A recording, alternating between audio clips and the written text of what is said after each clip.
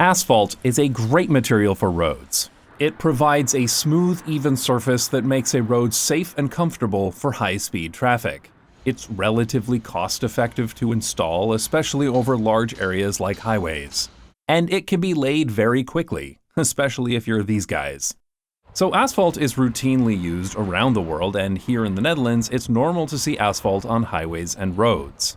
But the streets are different. Most Dutch streets are built out of pre-constructed brick pavers called klinkers. The driving surface, the sidewalks, the curbs, and even some of the road markings. Where and why these klinkers are used instead of asphalt is genuinely interesting, and they reveal a lot about the fundamental philosophy of Dutch street design. So let me share with you the magic of these handcrafted, artisanal streets.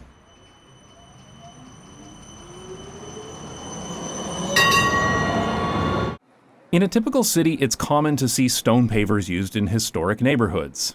They might even use natural-style cobblestones for that medieval feel. In this case, pavers are being used primarily for aesthetic purposes, which is lovely. Until you have to hear a tourist dragging the rolly suitcase across them, at which point you'll wish they had asphalt in the Middle Ages. And brick streets have been around for thousands of years, so of course the streets of historic city centers in the Netherlands will be made out of bricks. But what's more interesting is that klinkers are used all over the Netherlands, even in recently built neighborhoods like this one. The klinkers themselves are usually made out of river clay, but they are sometimes made out of concrete or a mix of recycled materials. The clay bricks are baked at a high temperature so that they are much more durable than the bricks used in buildings. If you're interested in learning more, I'll leave a link to this video by the manufacturer in the description. Technically, the proper name for these are straatbaksteen, which literally translates as street bricks, but that's a really boring name, so most people call them klinkers. Oh, and they're called klinkers because they make this sound. Which, I mean, I just love that. Also, random fact, klinkers is the Dutch word for vowels, but just to be clear, this video is about street bricks, not A, E, I, O, U, and sometimes I. Klinkers come in many different shapes and sizes, but it is these three that are typically used to make most streets in the Netherlands, and they're typically used in one of these 6 patterns. Municipalities are able to decide for themselves which klinkers are used where, but there is some degree of standardization across the country, sometimes just for practical reasons. For example, most driving surfaces use the Kai-format klinkers in Keperverband, because this orientation is the most resistant to displacement from tires rolling along the street. Elleboogverband is common for parking spaces, and you can see here how the area for driving and the area for parking is differentiated by the different brick pattern. Temporary loading zones have an X across them using diagonal lines of white klinkers, which, when you look closely, actually requires a lot of diagonal brick cutting. Though I've noticed newer streets have a more pixelated X, so maybe they got tired of cutting all those bricks. And I like how the parking space for this microcar is outlined on the sidewalk in white klinkers. One thing I found interesting is that there's a new trend of putting parking spaces up onto the curb at sidewalk level instead of on the road, and I think that's interesting. When parking spots are on the road, if there aren't any parked cars, then the street becomes bigger, which we know encourages people to speed. But when the parking spaces are on the sidewalk, it allows the sidewalk to be bigger when there are no cars there, which is a lot nicer. I think this is great because given Amsterdam's plan to remove 10,000 parking spaces and to make the city less friendly to driving, it's likely that over time, these parking spaces will naturally become wider sidewalks. Speaking of sidewalks, they are usually made of square tiles called stoeptegels, which literally means sidewalk tiles, so yeah. Very descriptive name there. These square tiles are a standard size, and there are special tiles that are used as signs, or for wayfinding for visual impaired people, or for hiding away a fire hydrant connection. Here, white klinkers are being used to show where bicycles are allowed to be parked on the sidewalk. In pedestrianized areas, different patterns are used, sometimes to distinguish specific uses, but often just for aesthetics. On streets, different klinkers can be used to indicate important information, like the start of this school zone, or just to make the street look nicer. Curbs use these long segments that have rounded tabs at the end to lock together. So instead of being poured, like concrete curbs and sidewalks, they're assembled from pieces like a Lego set. Incidentally, for the research for this video, I had a lot of help from Stefan, who runs the YouTube channel Build the Lanes. He is a traffic engineer from the United States who moved to the Netherlands to become a transportation engineer, so he was the perfect person to talk to about the differences in construction methods. If you'd like to learn more about Dutch versus US street design, you should definitely check out Build the Lanes. Like the video he made about the reconstruction of his own street in Haarlem that goes into more detail about how a Dutch street is constructed. I'll leave a link in the description. When a street is being newly constructed, the klinkers are brought in by truck on pallets. The curbs are placed first to define the space, and then all of the klinkers are assembled around them. Small sections are usually done by hand in whatever pattern is required, but larger sections can be done by machine. Here, groups of klinkers have been pre-assembled into the desired patterns and then lifted in place by machine to lay the bulk of the street, while the rest will be filled in by hand. There are also machines that can lay down the klinkers for an entire street like a carpet, but I'm not sure how common these are because I've never seen one in person. This video is from the manufacturer.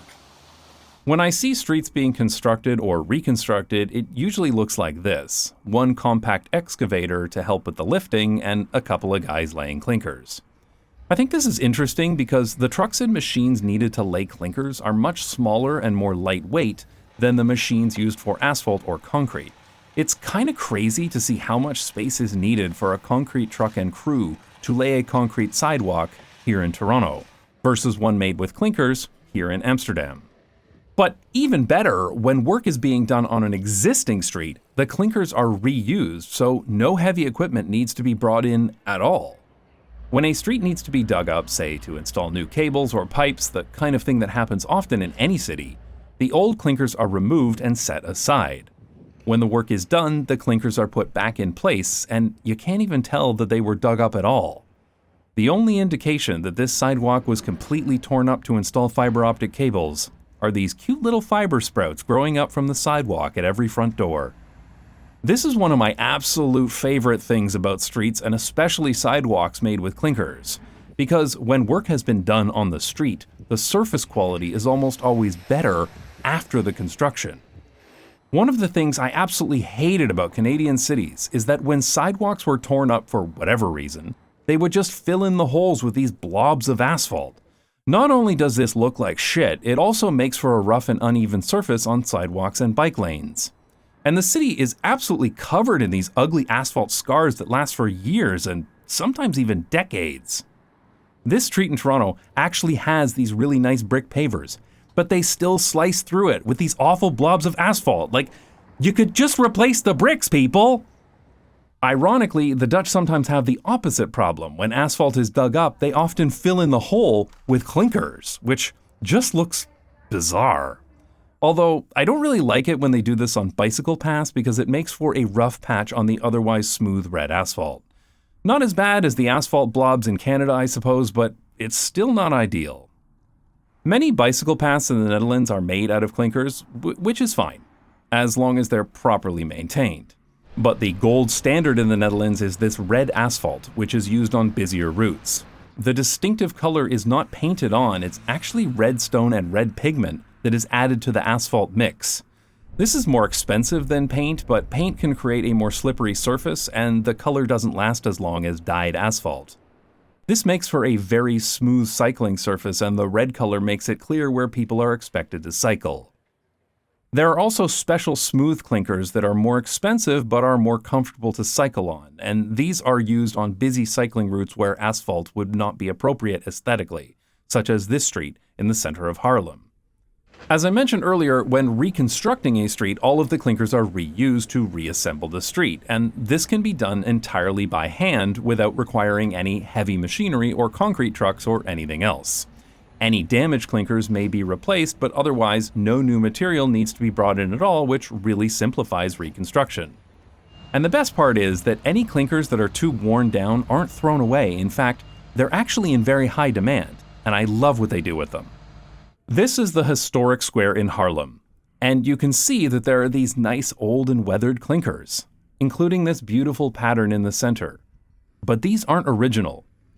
Because in the 1960s, this whole area was paved with asphalt and totally infested with cars. So all of the klinkers you see here are actually from other parts of the city. These are the bricks that were worn and weathered, and they were saved so that they could be used somewhere like this, which is an absolutely brilliant idea for reusing old material. This video shows the machine that the city of Amsterdam uses to automatically clean, inspect, process, and pack weathered klinkers for use in renovations of historic neighborhoods. I'll leave a link to the full video in the description. And this is another major benefit to using klinkers. They last for many decades. Asphalt streets typically need to be resurfaced every 10 to 15 years, depending on how much traffic drives over them. But a street made of klinkers can last 30 years or more. My hometown in Canada recently built this one street in their downtown with paving stones. This is the only one they built though, so it'll be interesting to see how this street holds up over time compared to the surrounding asphalt streets. Streets with klinkers do need maintenance, of course, as over time the ground may shift and the surface becomes uneven. But these are relatively easy and inexpensive problems to fix and without any machinery required. Especially compared to asphalt, which requires frequent resurfacing and sealing to avoid cracks and water penetration. Asphalt roads can develop potholes and other problems, but this mostly happens if water is allowed to penetrate through the cracks in the surface. Eventually, water gets into the subsurface and the base layer needs to be repaired, which means the entire road needs to be replaced early and the road becomes even more expensive to maintain over time. The solution to that is to fill cracks as soon as they are discovered, which helps to prevent potholes and makes the road last much longer, even in freezing temperatures. Of course, the problem with North American cities is that because of car-centric urban sprawl, there are so many kilometers of asphalt per person that it's too expensive to maintain it all to an acceptable level. Yet another reason why designing a city exclusively for cars makes it worse for drivers. These gaps in the klinkers allow for expansion, so these streets deal much better with changes in temperature. At very high temperatures, asphalt becomes softer and stickier, but klinkers can easily handle extreme heat because they were baked at over 1,000 degrees during their manufacturing. Asphalt is also a significant contributor to the urban heat island effect that can make cities even hotter in hot weather, which doesn't really happen with klinkers because they absorb much less heat than asphalt does, so sorry, you won't be able to fry an egg on the klinkers. Klinkers are more expensive than asphalt to install initially, but maintenance is relatively inexpensive and the street lasts a long time. So overall, streets and sidewalks made with klinkers are actually less expensive than those made with asphalt and concrete, which means that Dutch cities are actually saving money by having these nicer looking streets. And since klinkers are mostly manufactured from river clay that can be sourced locally in the Netherlands, they're a relatively sustainable material, especially compared to asphalt that requires imported bitumen made of petroleum. For what it's worth, asphalt is one of the world's most recycled materials, but the process is very energy intensive, and every time it's recycled, it requires new bitumen. Another problem with asphalt is that it prevents water from naturally infiltrating the ground, which leads to problems with stormwater runoff, flooding, and strain on the drainage system. Klinkers can be installed with sand or gravel joints that allow some water to get through, but not too much, or otherwise the water will erode the base material and cause the surface to become uneven. There are special klinkers that are designed with holes in them and usually have grass growing in them as well, which looks pretty nice, but these are usually only used for temporary and private parking spaces, otherwise the grass wouldn't get enough sunlight.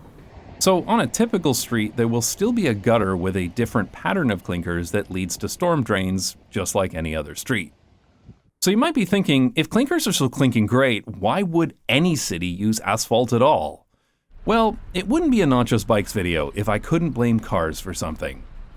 Ultimately, a street like this is not going to hold up well to a large amount of motor vehicle traffic. The klinkers will quickly deteriorate and develop ruts and grooves, which is why asphalt is still used on roads with high car volumes, even in the Netherlands.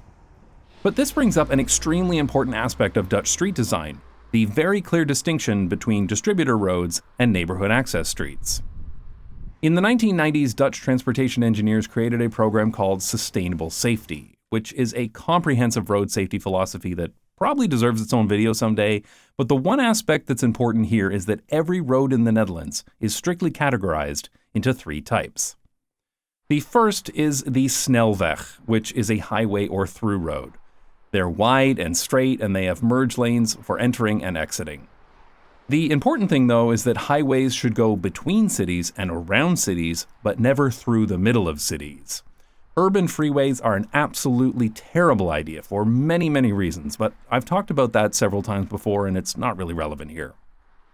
The second category is the Gebiedsontsluitingsweg, which is a distributor road, and I'm just going to refer to these as roads.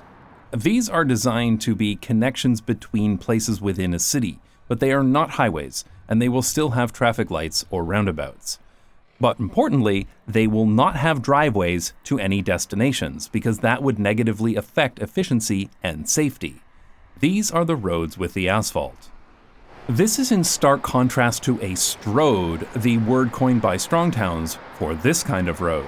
These are pretty much the default design for any road built in the US and Canada, even in the middle of cities where they have absolutely no business being built.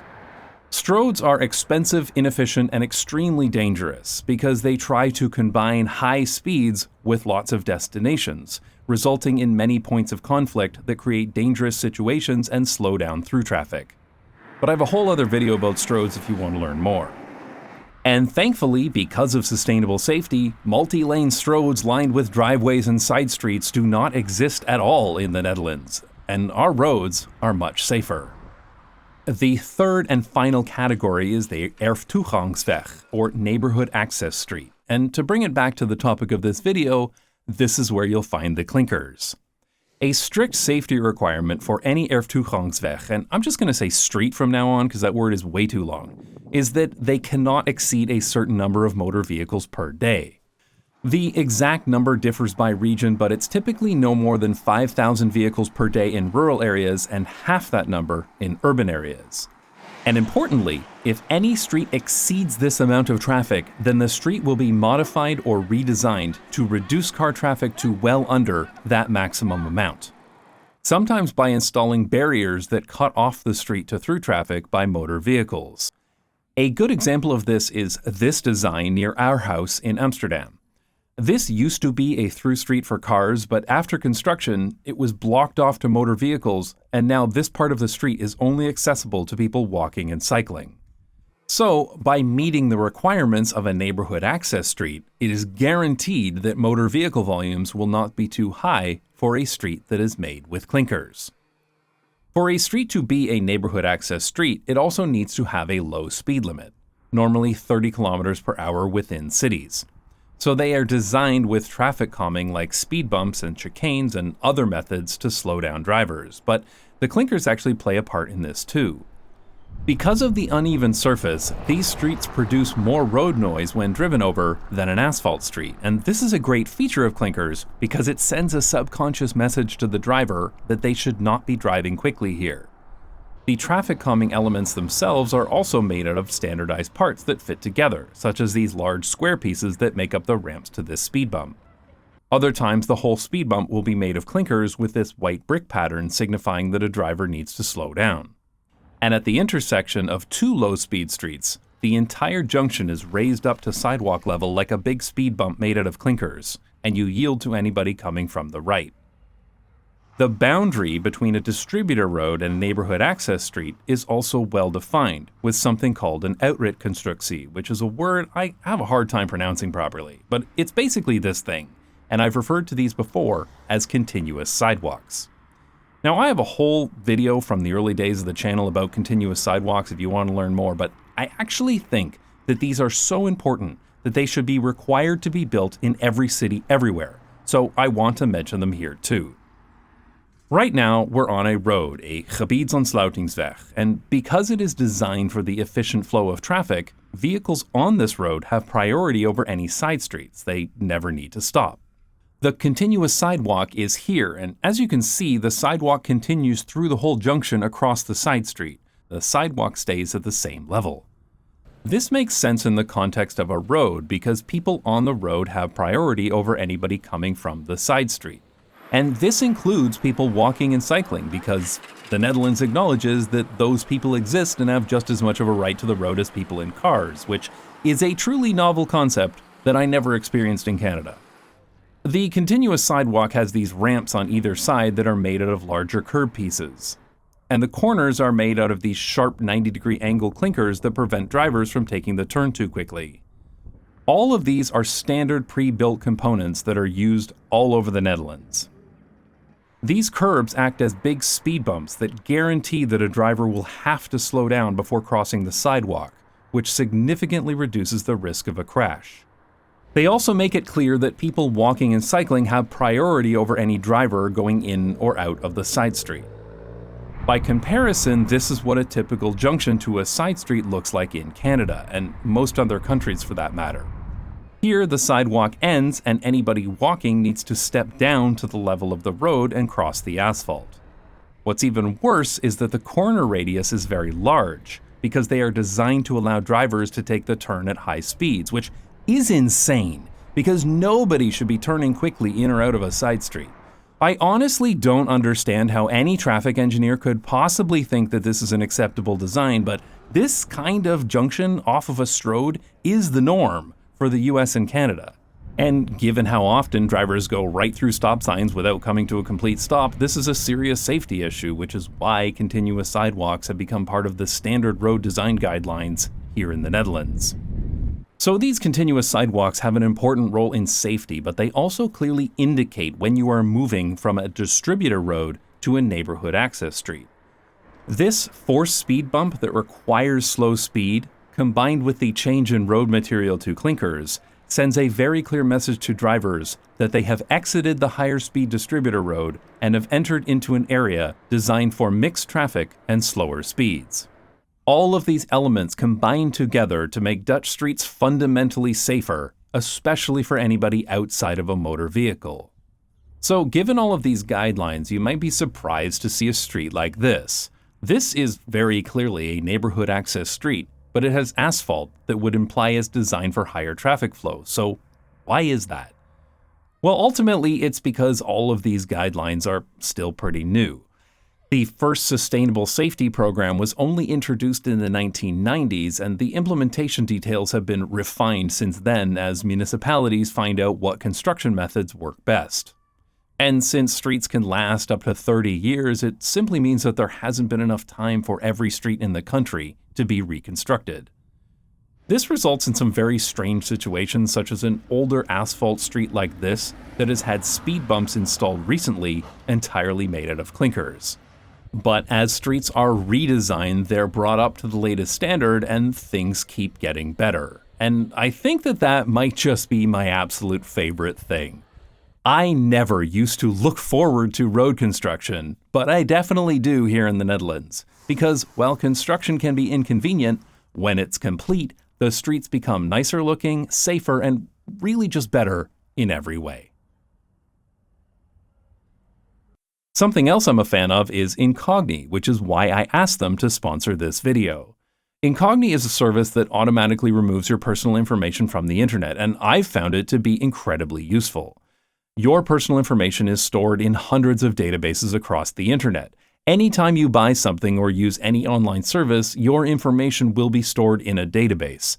The problem is that those companies can make extra money by selling the information in their databases to data brokers, who collect massive amounts of personal information on millions of people and then package it up to be sold to anybody willing to buy it. In the US, this can be even worse, as your information can end up on people search sites that publish detailed personal profiles online. There are many of these sites that expose home addresses, financial information, and even family details, posing risks of scam, harassment, and stalking. It might be possible for you to contact each of these companies directly and have them remove your personal information, but that's a time-consuming process, assuming you even know who to contact in the first place. Incogni takes care of this for you. They reach out to data brokers on your behalf, request the removal of your personal data using whichever method is most successful for your country, and they manage any objections too. And with a yearly subscription to Incogni, they will continuously follow up, ensuring that your data doesn't end up back in their databases in the future. I trust Incogni, but I must admit that I always had a thought in the back of my mind, was my data actually being removed when Incogni said it was? And the answer is yes. Recently, the data broker National Public Data was hacked in what was likely the largest data breach in history. The leak included people's names, addresses, phone numbers, date of birth, and social security numbers. But what's important here is that when security researchers investigated the leaked database, they found that the information of people who use data removal services like Incogni could not be found in the leaked data. And that's all the confirmation I needed to want to keep using Incogni. So if you're concerned about data privacy like I am, then I recommend that you check out Incogni. You can sign up for an annual plan for yourself or for their friends and family plan, which allows you to protect up to 4 people on one account. Sign up now at incogni.com/notjustbikes or use the promo code notjustbikes at checkout for 60% off an annual subscription. Thanks for watching, and thanks to Incogni for supporting this channel.